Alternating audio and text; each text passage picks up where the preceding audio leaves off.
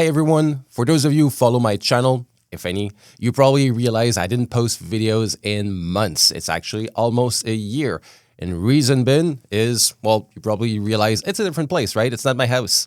So I resigned from SonicWall back in March, and I will go through in this video why I left, what opportunity I'm chasing, and end up with some personal tips and tricks that I would advise any guys or ladies in their 20s for professional career improvement and move forward in your career.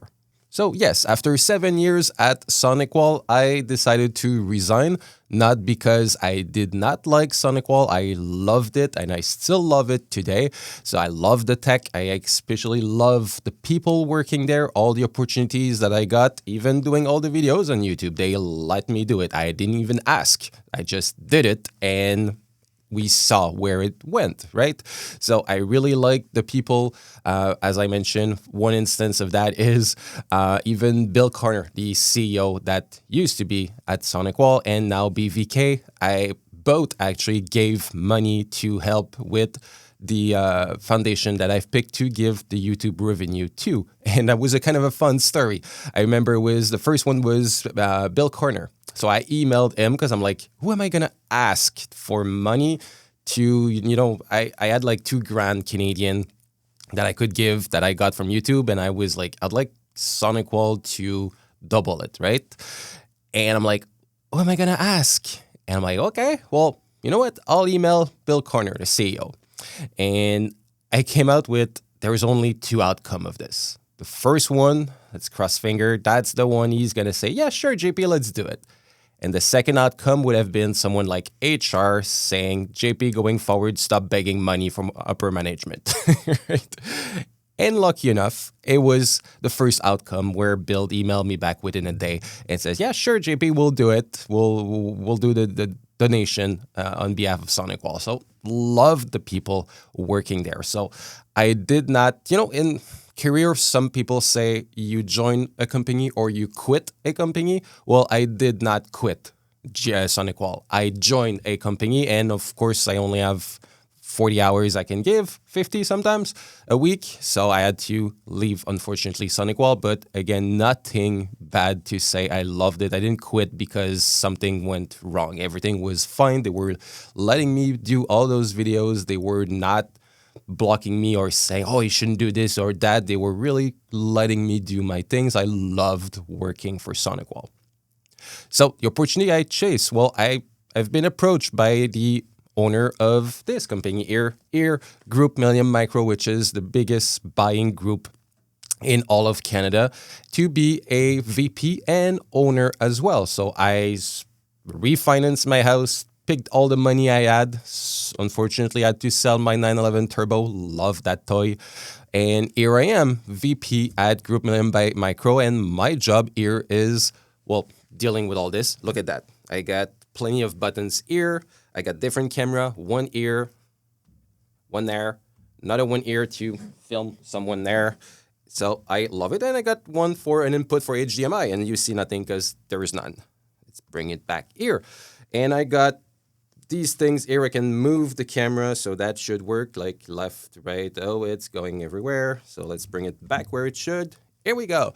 So my role at GMM will be to bring agreement with different business solution like SonicWall and bring really good pricing resources, videos that I'm doing here about different solutions. So I really took what I did well at SonicWall doing those videos, and I will bring it to a lot of other vendor in cybersecurity and everything that is business grade solution. So if you are a reseller in Canada, sorry for my friends in the US, we're only in Canada. So if you are a reseller in Canada and you're interested in knowing more about GMM and get amazing pricing on tons of IT stuff, feel free to reach out to me. I'll put my email here.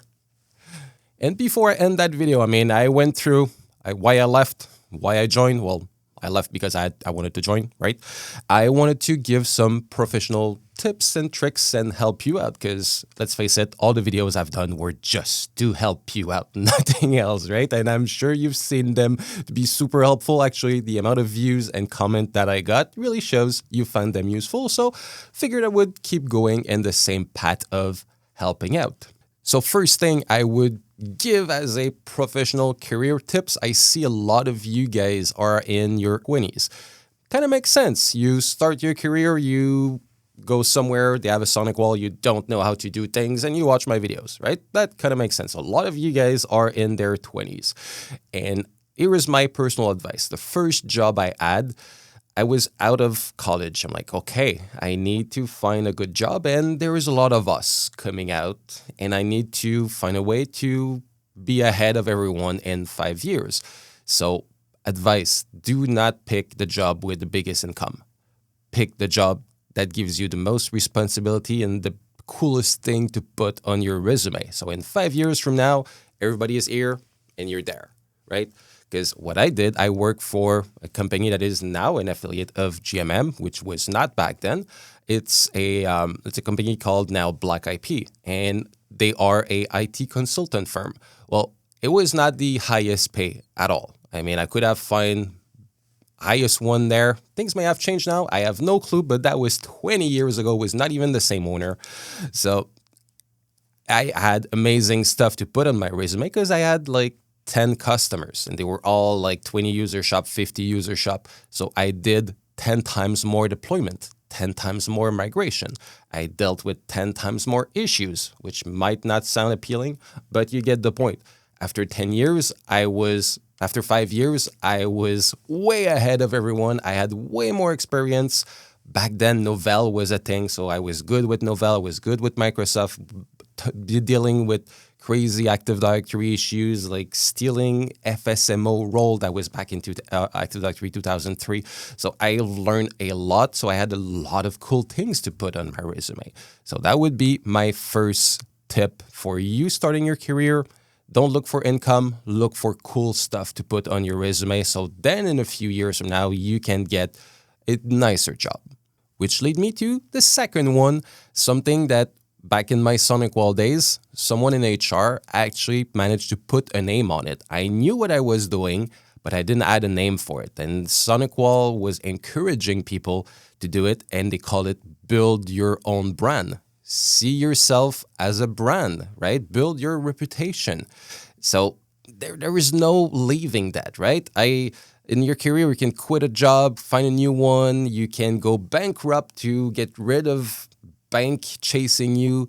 You can quit all this, but you cannot quit your brand. You cannot quit your reputation. It follows you. You can change job, reputation follows you. You can go bankrupt, your reputation follows you.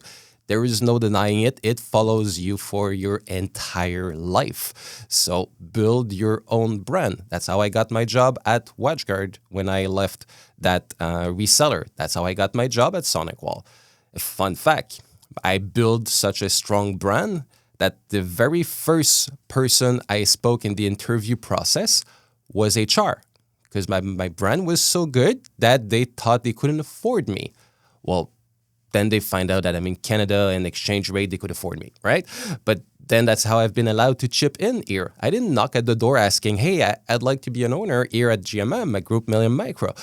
No, they reach out to me. Build your own brand. It is super important. Little funny story on building your brand. That was, I believe, back in my WatchGuard days. I had the challenge. I wanted to have a reseller selling something else than WatchGuard. I wanted them to switch to WatchGuard. I couldn't. I had good relationship with the sales director and techie director, but they didn't want to switch. And for 2 years, I tried. I was not annoying. Once in a while, see them in a trade show, things like this, maintaining contact. But at one point, they hired 3 people, 3 like this. Guess what?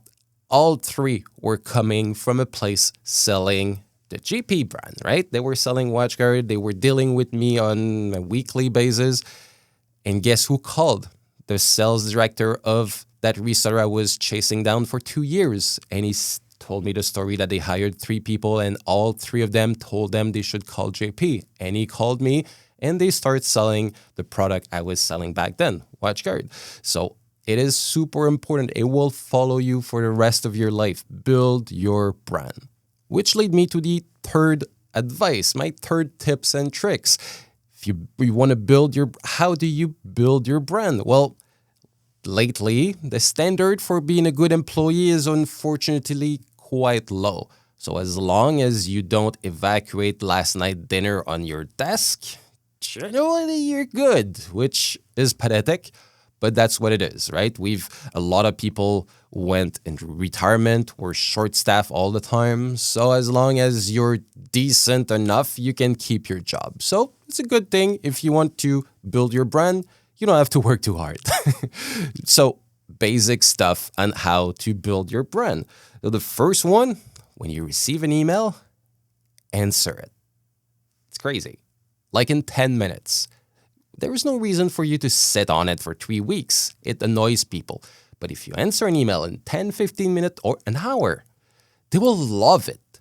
And when I joined here, they announced I was coming. And of course, here they're selling SonicWall. One of the lady was like, "Oh, it's him. He's so great. He always answers my email." Well, I already started with an amazing reputation because I built my brand for years. So answer email. It's not hard. Just you get an email, jump on it, look at it, deal with it, done, 15 minutes, and move on to whatever you were doing. The same goes with the phone. If it rings, pick it up. Answer what they ask. They'll love it because they'll be like, "Hey, JP is always here. When I need something, I call him, he picks up." A lot of people don't know how the phone works. They see it ringing, they don't know what to do, or they unpurposely don't answer, which doesn't help building their brand. And third one, when you say you're going to do something by X date, do it. It's not hard, right? I'll get back to you tomorrow. Well, get back to them tomorrow. If you cannot, because your kid was sick, whatever the reason is, get back to them tomorrow saying, "Unfortunately, my kid was sick. I'll get back to you the next day," right? So just keep people up to date and follow what you said you would. It sounds pretty simple, but a lot of people don't get that. And one key point, if you're in sales, customer service, or anything where you deal with people, you might be tempted, we're all human, you will give a better service to your biggest customer and less service to the smallest customer. Well, personally, I advise that you just treat everyone equally. And it served me super well in my career. It's not because they're small that they don't deserve your help. They're small. I mean, and keep in mind, those are individual. No one in his professional career dream said, "One day I will work in a 3-man shop." Nobody. So themselves, they want to move to bigger company, bigger role, and they want to move up the ladder, right? So if you don't treat them well and you just say, "Well, you're a small customer, I don't care about you," guess what they will remember of you when they'll be in a bigger company, a bigger role? They'll remember that you were not helping them, right? So you decide what they remember. And before I end that video, I just want to say a big thank you to everyone. When I started this, I was worried that people would comment and some inappropriate things would be said. And someone is a big fan, let's say, of Fortnite, and they would be complaining about SonicWall all the time. But I think in 4 years, I removed 2 comments, maybe, and that's it. And they were not too bad in terms of inappropriate, right? On a scale of 1 to 10, 10 being outrageously bad, they were like 3 or 4s. So thank you, everyone. I really like doing those videos. And fun fact, I never plan to do crazy videos like this, to have a lot of followers subscribers on YouTube. I think I didn't check the stat. I'll put them here when I do the editing, but I believe there is over 500,000 views, over 8,000 subscribers, 70,000 watching hours. It's insane. If you think people usually work 2,000 hours a year, 70,000 hours, that's like someone watching all my videos for 35 years. That's insane. And I didn't plan again to do this. It all started with the pandemic. SonicWall have a dedicated VPN appliance. And when lockdown arrived, I'm like, well, people need that thing. People need that SSL appliance. And I did a video. You can go see it. You'll be amazed by the quality of the video. The audio was horrible. Lighting was horrible. I was horrible. And then I'm like, okay, I need to send that to everyone. Of course, I cannot send a 300 meg video by email to all my resellers and customers in Canada. So I put it on YouTube and then send the link. But when I put it on YouTube, it asked if you wanted to be unlisted or public. And I went like, screw it. Worst case, I'll apologize. I put it public.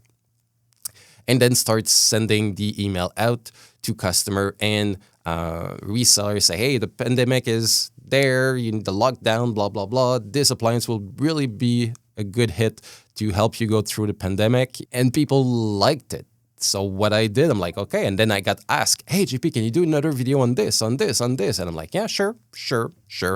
And 3-4 years later, here we are with like almost 50 videos. So it was not planned whatsoever, but was a fun venture. So thanks for watching. And well, I guess that's kind of the last one. So thank you so much for everyone that watched those videos. You have been amazing. And I loved doing all those videos. It was a ton of fun. So again, thanks for watching.